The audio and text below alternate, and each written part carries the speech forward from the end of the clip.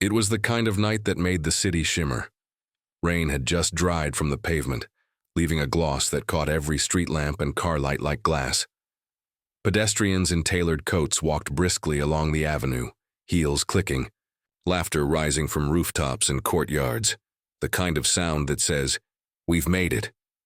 Richard Langston stood at the corner of 7th and Halberd, just outside the soft golden glow of Club Vellum, his club. But tonight, no one knew that.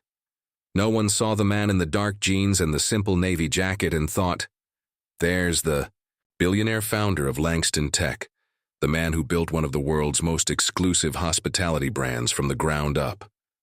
And that was exactly the point. For the first time in years, Richard wasn't arriving in a Bentley. No driver, no assistant, no tailored Italian blazer with cufflinks more expensive than some people's rent. Just a plain cap pulled low over silvering hair and a steady breath in his chest, because something was wrong. 3 months ago, Richard had left the country to oversee the international expansion of Club Vellum, opening locations in Dubai, Berlin, and Singapore. He had poured his heart into the concept, a luxury club where character, achievement, and quiet excellence mattered more than likes, followers, or flash. But then the emails started. Polite resignations, unexpected membership cancellations, vague complaints subtly worded but unsettling. The numbers in the retention report didn't lie. Members were leaving. And not just any members. The ones Richard built this place for. The scholars. The surgeons. The software pioneers who preferred conversation to champagne towers. The very DNA of what Vellum was supposed to be. And so tonight, Richard wasn't the CEO. He wasn't the owner. He wasn't the man whose name was on the original deed. Tonight he was just another guest trying to get in. As he stepped toward the entrance, he slowed for a moment. Club Vellum looked as grand as ever, a 19th century bank transformed into a temple of modern elegance. Marble columns, velvet rope, soft music just audible beyond the tall doors. It was everything he had envisioned when he first laid eyes on the building 15 years ago. But would it still feel like his? At the door stood 2 bouncers. One was built like a refrigerator in a suit, bald, broad, with arms crossed tight.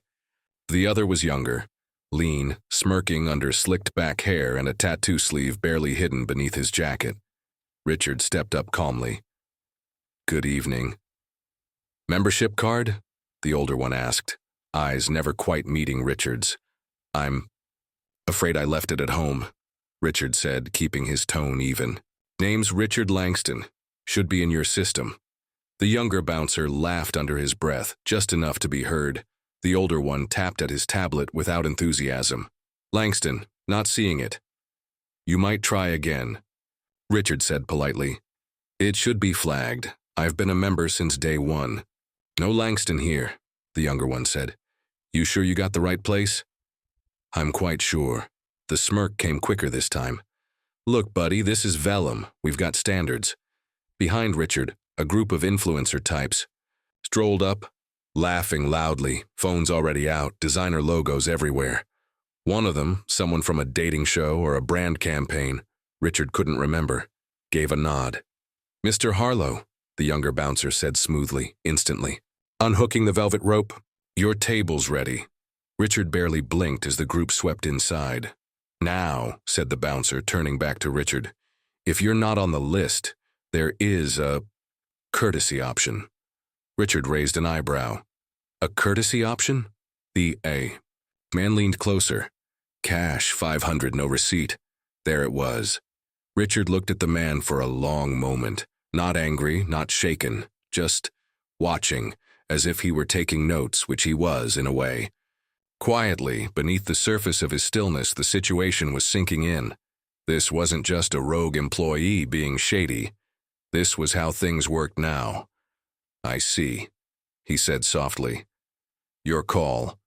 The bouncer shrugged, already turning toward the next group. "But there's a line forming." Richard nodded once, stepped aside, and began to walk down the street. He didn't look back until he'd reached the alleyway. From there he could observe unnoticed, and what he saw, how others were treated. Who got in and who didn't. only confirmed what he feared. His club had been hijacked. By morning, the velvet rope would still be there, but so would he.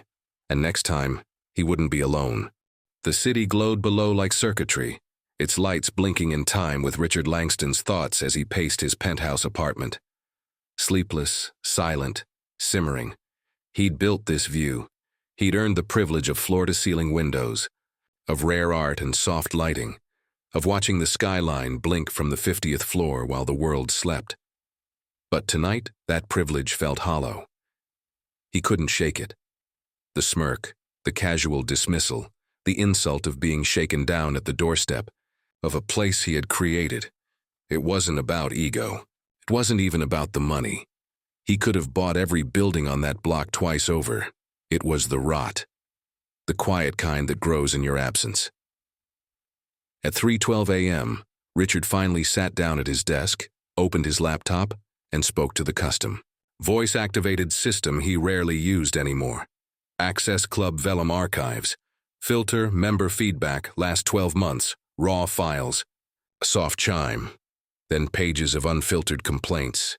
He read the first line. I was told my reservation didn't exist, even though I booked 3 weeks in advance. I've been a member for 6 years. The second. Apparently my suit wasn't. Dress code appropriate. I'm a 64-year-old trial attorney. Do they expect me to show up in sequins? Third. No one said it outright, but I got the message. If you're not famous or flashy, you don't belong. Richard leaned back, his jaw tight. These weren't rants from entitled guests. These were from architects, professors, former ambassadors, people who had helped define the very ethos of Vellum. Not loud, not lavish, just accomplished, exactly. Who he built this place for. One entry stopped him cold. I've been coming since opening night. Always tipped, always polite. But last Friday, a kid half my age told me I wasn't on the vibe list. When I asked what that meant, he just laughed. Richard's hand closed slowly into a fist. This wasn't one bad apple at the door. This was systemic. A culture shift. Somewhere between the branding campaigns and social media promotions, the soul of Club Vellum had been hijacked by people who cared more about clout than character. And Richard? He'd been too busy opening new locations abroad to notice, until now. He opened another window on his screen, tapped in a secure message to his tailor. I need a new blazer, dark charcoal, light fabric, hidden camera in the lapel, as discreet as possible. Deliver by tonight.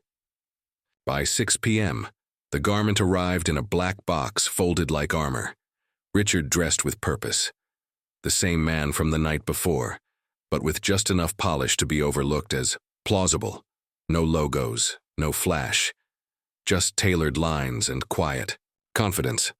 At 8:40 p.m., he arrived at the club again. Same taxi, same door. And the same bouncer, leaning with lazy authority, recognized him instantly. Well, well, he said with a smirk. Look who's back. Richard forced a nervous laugh. Changed my mind, figured I'd give it a shot. Still 500, the bouncer said, eyes scanning for surveillance. Cash only, right? You got it. Richard counted out. The bills slowly, intentionally. Crisp, clean, painfully ordinary. The bouncer palmed the money like it was muscle memory. Enjoy your evening. And just like that, he was inside. The music was low and seductive. Glasses clinked like wind chimes. Lighting diffused every flaw, every wrinkle, every truth.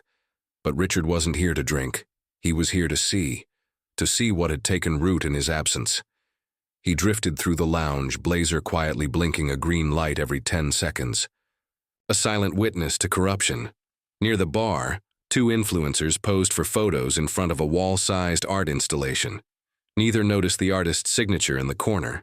A VIP host laughed too loudly with a man who clearly wasn't a member, but had slipped something folded into his hand moments earlier. And at the bar, he met Carla. Mid-40s. Efficient. Eyes that had seen too much. First time? She asked, placing a napkin under his drink. Is it that obvious? Richard asked, smiling politely. You're actually looking at the art instead of trying to take a selfie with it. Richard chuckled. I paid $500 to get in. Her smile faltered. "I'm just the bartender," she said. But later, she returned, lowered her voice. "Things have changed," she whispered. "Last 6 months, this place stopped being yours." Richard's chest tightened. Not yours as in his, yours as in ours. As in, the club that was once built for people like her, real people, who believed in something more than velvet ropes and 6-digit wristwatches. By midnight, he'd recorded everything he needed. Corruption, favoritism, fraud, but beneath all that, the betrayal of something deeper. He left without a word, stepping back into the night as quiet as he'd entered. The storm wasn't coming. He was the storm. The music pulsed gently through the floorboards, jazz dressed up as class. But to Richard Langston, it sounded more like a distraction now, a mask. He walked slowly through the main lounge, blazer camera humming silently. From a distance, Club Vellum still looked perfect. The handcrafted walnut panels, the antique crystal chandeliers, the tastefully curated artwork. It all whispered luxury, but what whispered before now felt like it was lying. The tables in the center of the room, once open to all founding members, were now ring-fenced with velvet rope and guarded by subtle, smiling gatekeepers. If you weren't known, you didn't sit there. If you didn't flash labels, you were gently rerouted to the edges. Unless, of course, you had cash, folded discreetly, handed off in handshakes. Richard watched as a silver-haired woman in a navy pantsuit approached the host stand. He recognized her. Deborah Lynn, founding member, former UN delegate. She smiled politely, name clearly on the list. But when she asked about her usual table, the host gave a short, rehearsed answer. "Sorry, ma'am. That section's reserved."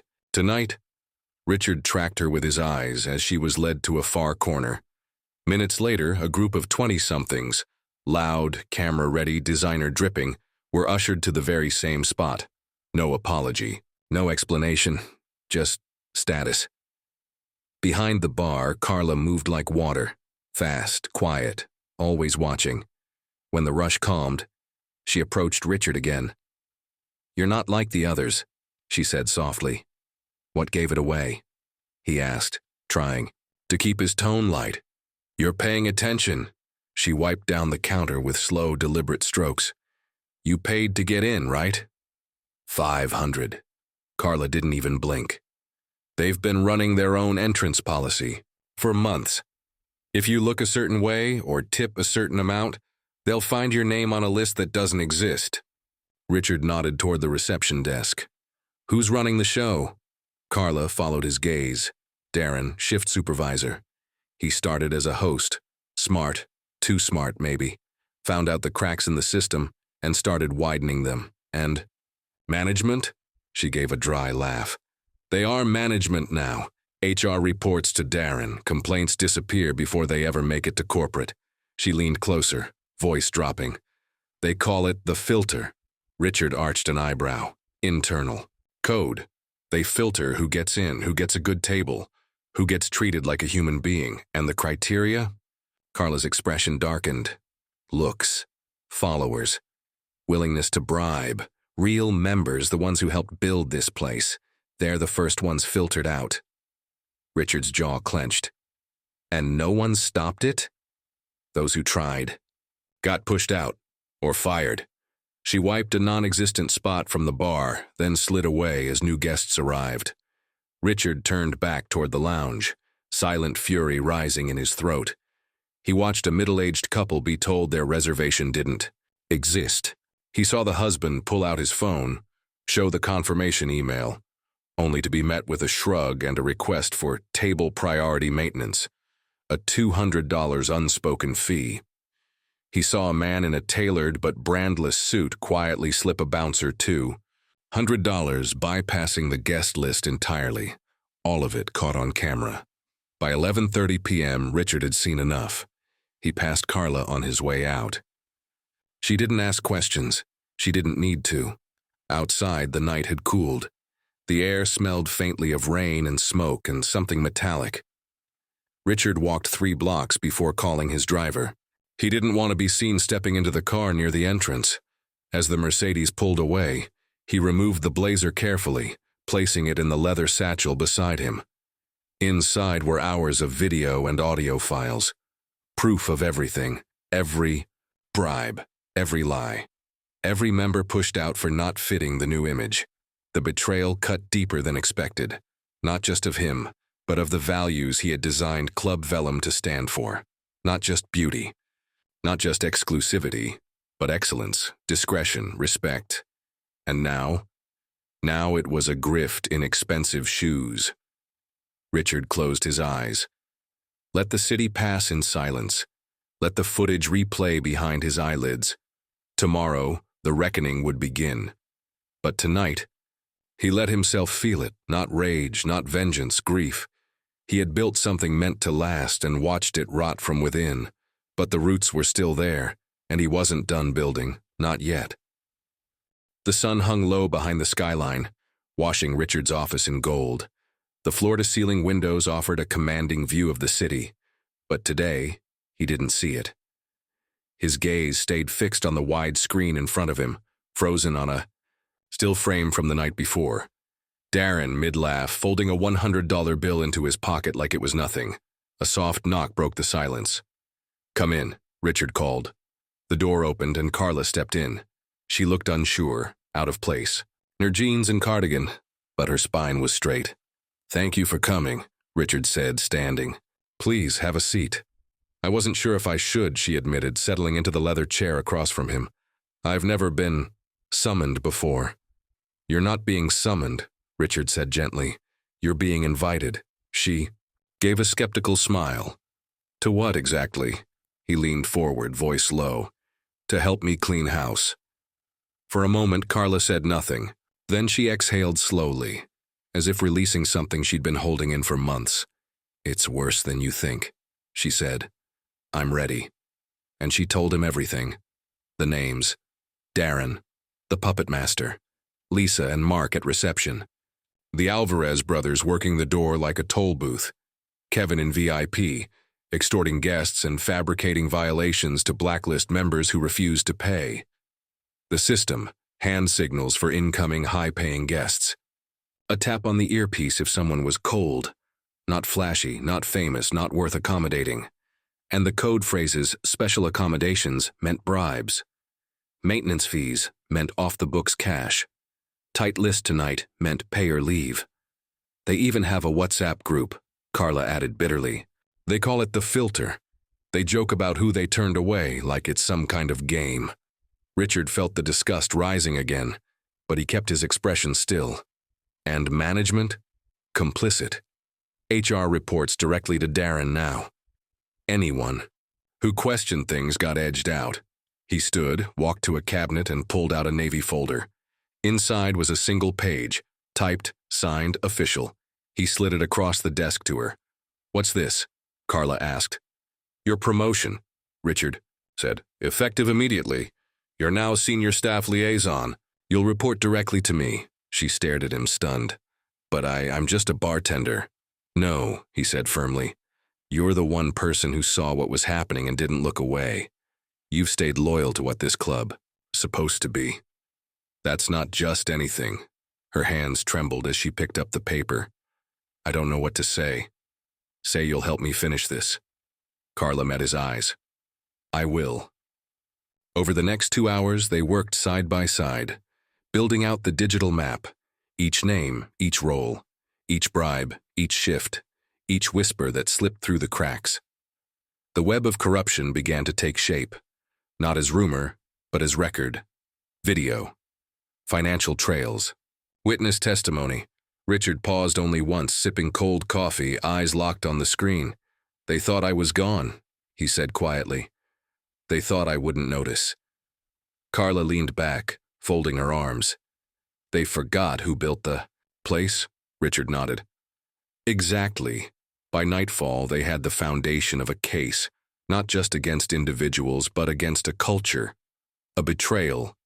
But now, with Carla beside him and the map growing more damning by the minute, Richard Langston was no longer on the outside looking in. He was back inside the walls, and this time he was staying until it was clean. It was just a name on a screen, At first, Alexander Chen. Membership terminated 3 months ago. Reason: aggressive behavior, violation of conduct policy. Filed by Kevin Thompson. Richard narrowed his eyes. The note felt clinical, detached. But it lacked detail. No report, no incident file, no member testimony. Just one man's word. The same man who had been pocketing cash from guests every weekend. Richard pulled the club's archived surveillance footage from the night in question. Time-stamped. The hallway outside VIP.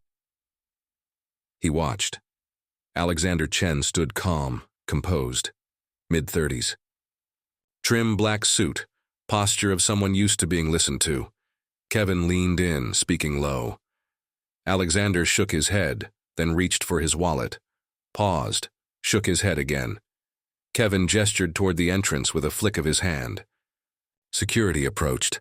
2 minutes later, Alexander was escorted out. No shouting, no aggression. Just refusal to pay. Richard sat back in his chair, jaw tight. "This is it," he muttered. "This is the rot. Right here."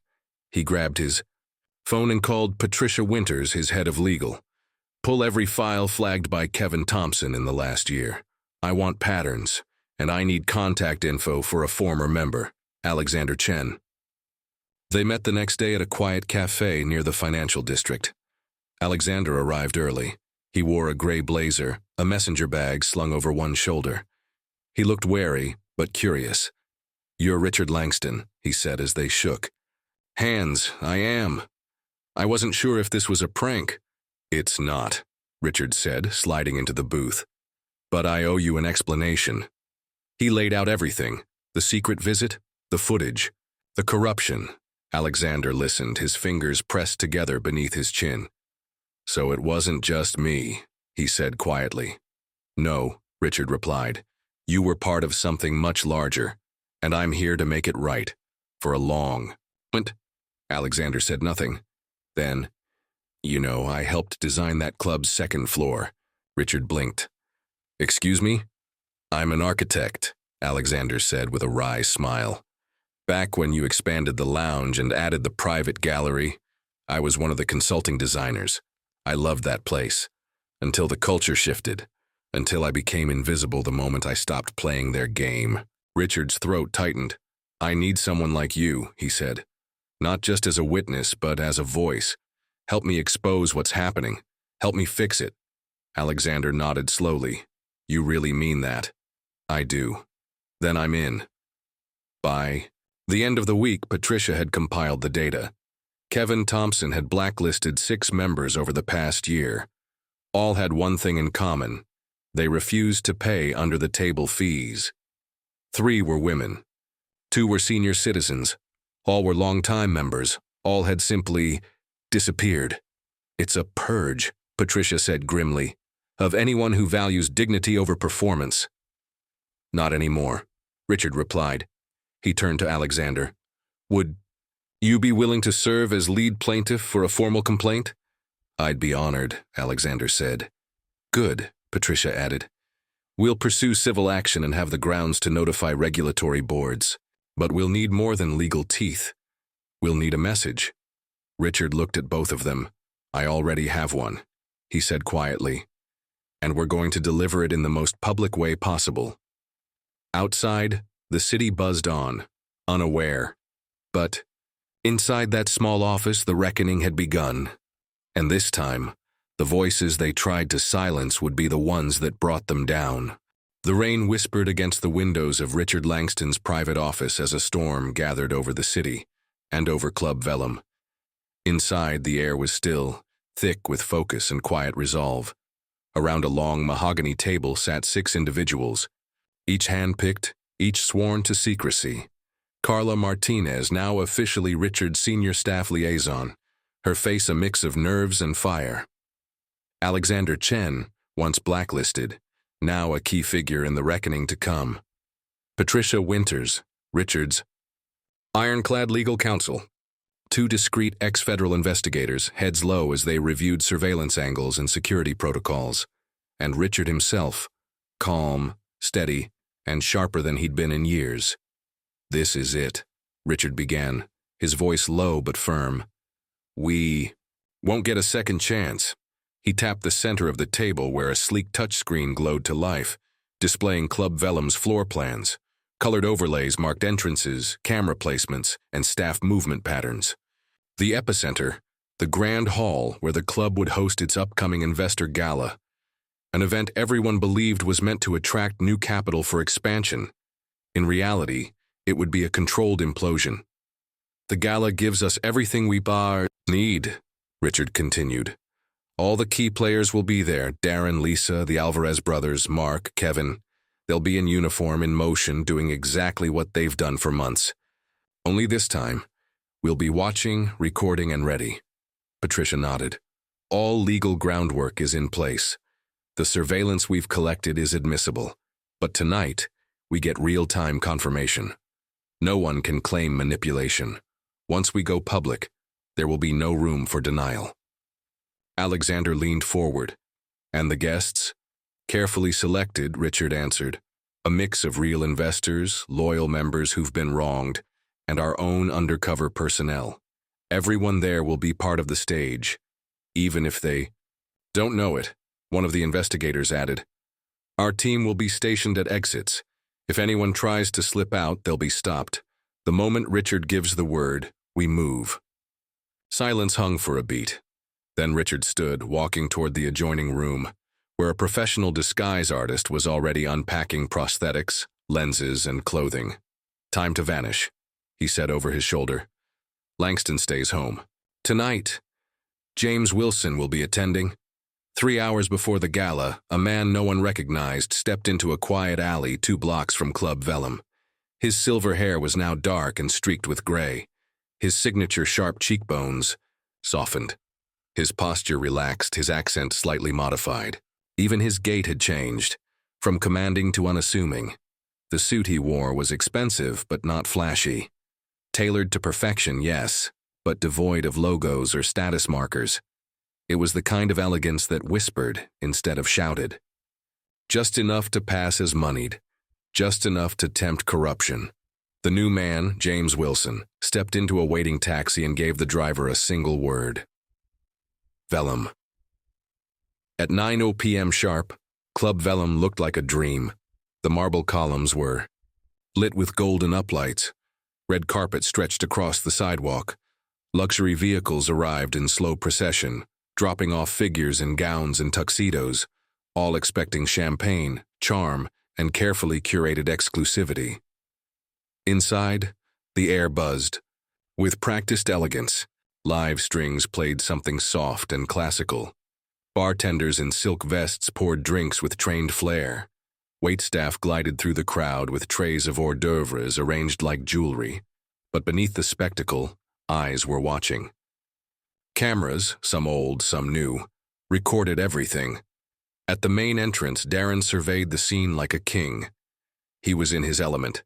Expensive suit, polished smile, scanning for guests he could finesse. Nearby, Lisa adjusted her headset while Mark flipped through RSVP lists with strategic forgetfulness. That's when James Wilson stepped out of his cab. Confident, composed, and exactly what Darren loved. An outsider with money to burn and nowhere better to be. "Name?" barked one of the Alvarez brothers without looking up. "James Wilson, Meridian Capital," Richard replied smoothly. "Not on the list," the bouncer muttered. Moments later, Darren appeared. "Ah, Meridian. So sorry for the confusion." He offered his hand like a snake disguised as a concierge. "We've had a few last-minute oversights." "Of course," Richard said. "But I did travel in specifically for this." Darren leaned in. "We occasionally make room for serious investors.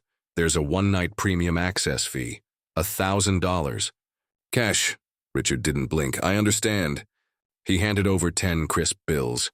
The Alvarez brother pocketed the money in one smooth motion and pulled back the velvet rope. "Welcome to Club Vellum, sir." Richard stepped into the glowing interior of the place he built. Everything was ready. The final act was about to begin. A hush fell over the room like fog rolling in on silk carpet. The string quartet stuttered to a halt. Conversations died mid-sentence. Crystal glasses were suspended mid-air, champagne bubbles rising in silence. On stage, under the warm halo of the spotlight meant for investor speeches, a man stood alone, removing his cap, contact lenses, and finally, the light prosthetics that had altered the sharpness of his jaw, the arch of his brow. Gasps rippled like aftershocks. "Good evening," he began, his voice calm and commanding. "For those who don't know me, or perhaps no longer recognize me, I'm Richard Langston, founder, owner, and until recently, absentee." A murmur of recognition swept the crowd like a gust of wind. He scanned the room. His gaze lingered on Darren, frozen beside the entrance, mouth slightly agape. Lisa and Mark at the reception desk turned pale. The Alvarez brothers stood paralyzed behind the rope, hands still hovering over their earpieces like soldiers caught with weapons drawn. "Tonight," Richard said, stepping forward, "was never about investors or expansion. It was about truth, and what happens when people mistake silence for absence." With a single nod, the giant screen behind him flickered to life. At first, the images felt familiar. The club's gold-trimmed entrance, the steady stream of guests. Then the sound kicked in. Footage played of Darren greeting a guest at the velvet rope. "It's a full list tonight," he said, leaning in with a smirk. "But for $1,000, I might find room." Next, the Alvarez brothers pocketing cash. Mark flipping a reservation book shut while a woman pleaded that she had confirmation. Lisa waving off an elderly man and saying, "Try dressing the part next time." Faces in the crowd turned, some with rage, some with embarrassment, many with recognition. "These are not isolated incidents," Richard said. "They are systemic, coordinated, profitable." He clicked a button. The screen split into 4 quadrants, night after night, transaction after transaction, hidden hand, signals, whispered codes, pocketed cash. Real members turned away, bribes taken like tips on the side of a back alley. Over the past 6 months, more than $200,000 has been taken directly from members and guests, off the books, off the record, and into the hands of staff you trusted. Then he turned. "Darren Mitchell." A spotlight snapped on. Darren flinched like it burned. "You've extorted members under the guise of courtesy fees and fabricated rules to blacklist those who refuse to pay." 2 security officers approached Darren. The crowd parted. "You are terminated, effective immediately." Darren opened his mouth, but no sound came. Lisa Chen, Mark Reynolds. Another spotlight. Falsified reservations, pocketed deposits, denied access to long-standing members. They were already being approached.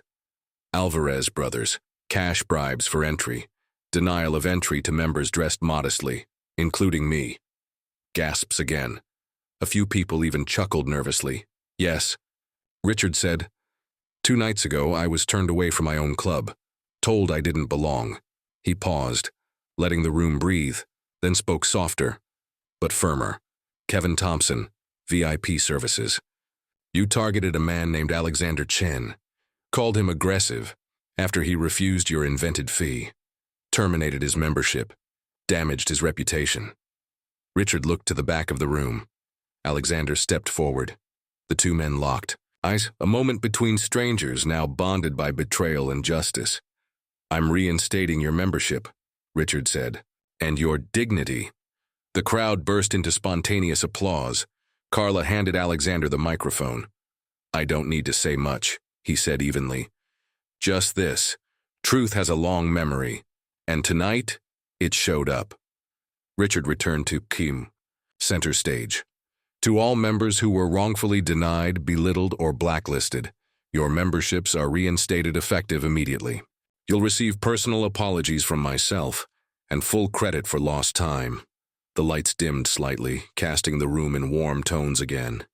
"Many of you watched this place become something unrecognizable.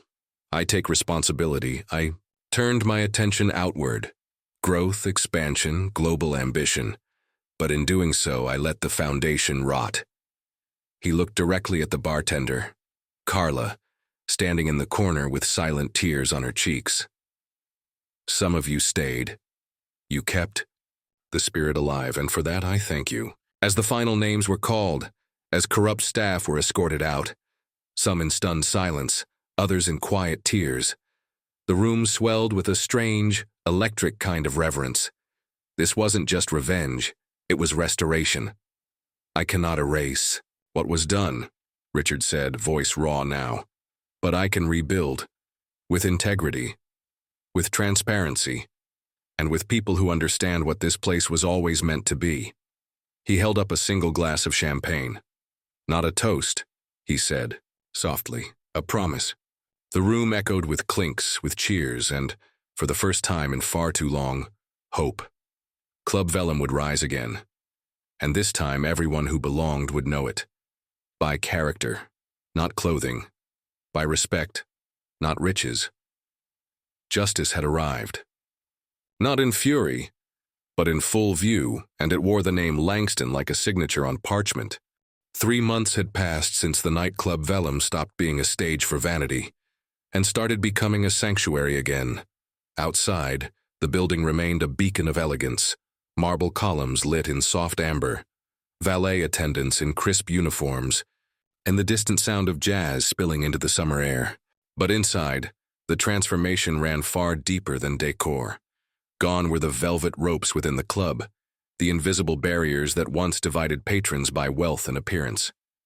In their place, a new kind of layout had taken shape. Warm, communal, lounges with bookshelves and local art. Conversation alcoves, softly lit, replaced the standoffish VIP zones. Each detail spoke not just to taste, but to purpose. Richard Langston stood in the center of it all, watching quietly as his vision returned, not as it had once been, but as it always should have been. "Ready?" a voice asked. He turned to see Carla, now the club's director of member experience, her tailored black blazer marked not by a name tag, but by a quiet confidence earned through resilience. The transition had suited her. She moved through the club with ease, greeting guests, not by category but by name. "I think we are," Richard smiled. "You've done something incredible here." She laughed. "I had help, speaking of which." From the front of the room, a small group gathered near the newly mounted brass plaque at the entrance. 12 individuals, diverse in age, background, and profession, stood beneath the words engraved in flowing script, "Where character, not currency, defines community." Alexander Chen stepped forward from the group, adjusting his tie. As chair of the newly established Integrity Council, his once blacklisted presence was now symbolic, a declaration that this place would never again mistake power for truth. The grand reopening wasn't a red carpet spectacle. It was deliberate, refined. The guest list had been curated with intention. Teachers, nonprofit leaders, small business owners, scientists, artists, veterans. People who made communities stronger in quiet ways. Tonight was about presence, not performance. Richard approached the stage, not as a distant figurehead, but as a man who had learned to lead better, not through dominance, but by listening. He cleared his throat. The soft murmur of conversation drifted into stillness. 3 months ago, he began, we stood in this very room, some of you shocked, others vindicated, all of us watching truth confront arrogance. He glanced across the room. Faces. Looked back with warmth and curiosity. Some were new. Many had returned. I founded Club Vellum not just as a luxury space, but as a sanctuary for people who've earned their place not through noise, but through integrity. Somewhere along the way, we lost that. He paused, letting the words breathe. But mistakes, when faced with courage, become catalysts. What you see tonight is not a rebrand. It's a return. He gestured to the council beside him. These, 12, your peers, now oversee membership, ethics, and internal culture. This isn't just policy, it's protection. It ensures this place stays what it claims to be. Applause broke out, not loud but sincere. Richard looked to Carla. We've also rebuilt how we train, hire, and evaluate staff. That's thanks to people like Carla, who stayed when she had every reason to leave. She reminded us that leadership doesn't always wear a title. The clapping grew louder, and to those who were once turned away, let me say this. You were never the problem. The system was. And this is your invitation back. From the crowd, Alexander nodded, lifting a glass in quiet solidarity. We live in a world obsessed with status, Richard said, but status without substance is hollow. So let this be a place where substance speaks louder, where a retired teacher and a tech CEO can sit at the same table and both feel seen. He stepped down from the stage to no music, no lights, just the soft, genuine applause of a community, witnessing a rebirth. As the evening unfolded, laughter returned to Club Vellum, low, real, and unfiltered. Strangers connected over shared passions, not shared portfolios. At one table, a neurosurgeon and a spoken-word poet traded stories. At another, Carla introduced a young environmentalist to an old investor eager to fund her startup. Later, Richard stood near the back, a whiskey in hand, no longer in disguise, but still quietly watching. A guest approached him and asked, "Mr. Langston, is this your club?" He smiled, eyes soft. "No," he replied. "It's our club now." And for the first time in years, he believed it. It was a quiet Tuesday night when Richard Langston returned, not as the owner in his tailored suits, not as the man who had publicly ousted corruption from his own house, but simply as a guest. He wore dark jeans, a soft gray sweater, and scuffed leather shoes. No watch, no driver, no entourage. His silver hair was left as is, no pomade, no polish. Just him. The kind of look that, not long ago, would have earned him a condescending glance or outright rejection. But tonight, something felt different. And that difference began at the door. The new doorman, a man named Sam, trained personally by Carla and vetted through the Integrity Council, greeted him with a warm smile. "Good evening, sir. Welcome to Club Vellum." No suspicion, no scan for hidden wealth, just respect. "Thank you," Richard replied, removing his cap as he stepped inside.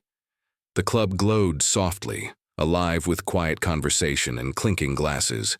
A cello murmured. The background and the scent of cedar and citrus hung lightly in the air. But what struck Richard most wasn't the elegance. It was the energy. It felt right. He made his way to the bar, where Carla was chatting with a member who had recently returned after a year-long absence. She spotted Richard and raised an eyebrow. "Incognito again?" she teased, setting down 2 drinks. "Just testing the system," he said with a smile, accepting the glass. "Call it a routine stress test." They both laughed. "You know," Carla said, leaning in, "staff's been whispering about mystery guests lately. I think they're starting to suspect the boss likes playing spy." "Good," Richard replied. "Let them always wonder." He took a sip of his drink, the warmth of it spreading through him, not just from the whiskey but from something deeper, something earned. It had taken months of rebuilding, new hiring standards, anonymous staff feedback systems, regular integrity, council reviews, and yes, occasional unannounced visits from the mystery guest in jeans and a baseball cap. Safeguards were now policy, but culture was practice, and that practice had changed. As the evening went on, Richard moved through the club without fanfare. He watched a new member, a school principal, be welcomed with the same grace as a venture capitalist at the next table. He caught sight of Alexander Chen mentoring a young architect near the fireplace. He even saw a former bouncer, retrained and rehired, laughing with a long-time member over espresso. The past still lingered in corners, but so did the lessons, and those lessons had taken root. Near midnight, Richard headed for the exit. As he passed Sam at the door, the doorman nodded politely. "Hope you had a good evening, sir." Richard smiled. "The best one in a long time." Outside, the city hummed softly, and behind him Club Vellum glowed, not just as a symbol of luxury but of redemption, of values restored. And for Richard Langston, that was the only entry that ever really mattered.